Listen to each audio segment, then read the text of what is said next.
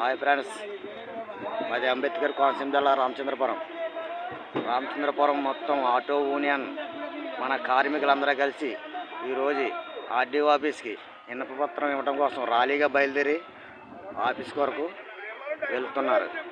విన్నప పత్రం దేనికంటే మన ఆటో వాళ్ళ కష్టాలు, ఈ ఫ్రీ బస్సు పెట్టడం వల్ల మన ఆటో వాళ్ళ ఇబ్బందులు, మన బాధలు, వెనకాల మన పిల్లలు పడే పాట్లు, మన వెనకాల ఉండే మన కుటుంబం ఎంత బాధపడుతుందో ఇది ఎవరు కూడా ఆలోచించకుండా మన సీఎం సార్ మనకి ఆటో వాళ్ళకి అయితే అన్యాయం జరగడం జరిగింది. అందరికీ తెలుసున్న విషయమే. మనం ఏ పార్టీకి విరోధం కాదు, ఏ పార్టీ వాళ్ళు మనకి ఇష్టం లేకపోలేదు. మనం అందరం కావాలని మేము వేసుకున్న మన చంద్రబాబు నాయుడు గారే మనకి అన్యాయం చేస్తే మనం ఎవరికి తెలియపరుచుకోవాలి, మన బాధలు ఎవరికి చెప్పాలి. మన అందరికీ వెనకాల ఉండి ఎన్నెమ్మికలాగా, మా ఇంట్లో పెద్ద కొడుకులాగా మనకి ఉండి ఆదుకుని మన బాధలన్నీ కూడా మనం తీరుతారని మనకు హామీ ఇచ్చారు. అలాగే మన పెద్ద నాయకులతో, మన జిల్లా నాయకులతో సంప్రదించి ఆటో వాళ్ళకి ఏ అన్యాయం జరగదని మనకు మాట ఇచ్చుకోవడం జరిగింది. కాబట్టి మాట ప్రకారంగా మనకు మాటలు అవ్వలేదు, కానీ అన్న ప్రకారంగా బస్సు అయితే పెట్టడం జరిగింది. దీనివల్ల మన తోబుట్టు ఆడవాళ్ళని మనకు దూరం చేశాడు.